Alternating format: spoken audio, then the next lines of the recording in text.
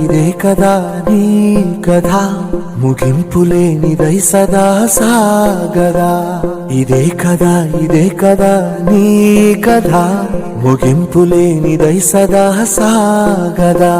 నీ కంటి రెప్పలంచున మనస్సు నిండి పొంగిన ఓ నీటి. మనం ఇప్పుడు ప్రకాశం జిల్లా దర్శి నియోజకవర్గం కుర్చేడు మండలం పడమటి వీరాయపాలెంలో ఉన్నాం.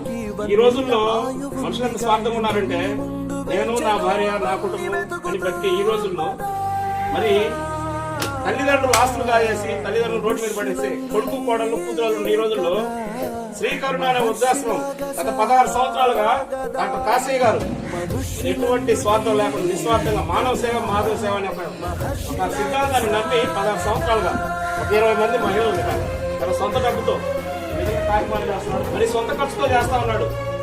మనం స్పందించే హృదయాల కోసం ఎదురు చూస్తా ఉన్నాడు. ఈ ముసలిందరూ సేవ చేయడానికి మన సిద్ధంగా ఉన్నారు భార్య భర్తలు. అయితే ఆర్థికపరమైన ఇబ్బందులు ఎదుర్కొంటా ఉన్నారు. పెద్ద మనసు, ఎందుకంటే మనం కోట్లు ఖర్చు పెడుతున్నాం. ఒక రెస్టారెంట్ కు ఒక బార్కి వెళ్తే వేలు ఖర్చు అవుతుంది.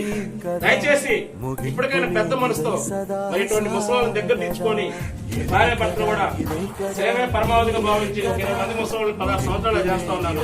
దయచేసి పెద్ద మనసుతో డాక్టర్ కాశీ గారి భార్యని వీళ్ళందరూ కూడా మీరందరూ ఆదరించి ఆర్థిక సాయం చేసి ఇటువంటి మహిళలందరికీ మరింత తోడ్పాటు అందించింది. మీరందరూ భావిస్తున్నారు. ఎంత చిన్నదో నీ కంటి చూపు చెప్పదా, నీలోని వెలుగు పంచగా విశాల నింగి చాలదా.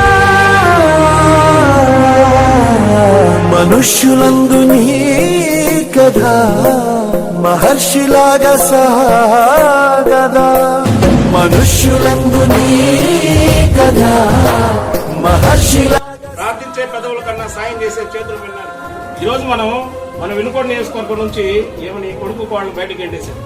పక్కన ఉన్న ఆమె మంచి హృదయంతో కృష్ణవేణి గారు నాకు చెప్తే మాకు ఫస్ట్ గుర్తొచ్చింది ఏంటంటే శ్రీకరుణ వృద్ధాశ్రమం. ఎందుకంటే గత 4-5 సంవత్సరాల కింద వచ్చాం. వీళ్ళు ఇప్పుడు రాగానే అప్పులు నేర్చుకున్నారు. మీరేం ఇస్తున్నారు ఏందని కూడా అడగల. మరి ఇలాంటి వ్యక్తికి ఇలానే కొనసాగింపుగా బిడ్డలు వదిలేసిన తల్లిదండ్రులు కాపాడాలంటే వీళ్ళకి ఆర్థిక సాయం అవసరం. కాబట్టి డాక్టర్ కాశీ గారికి కాంటాక్ట్ నెంబర్ మేము కింద ఇస్తాం.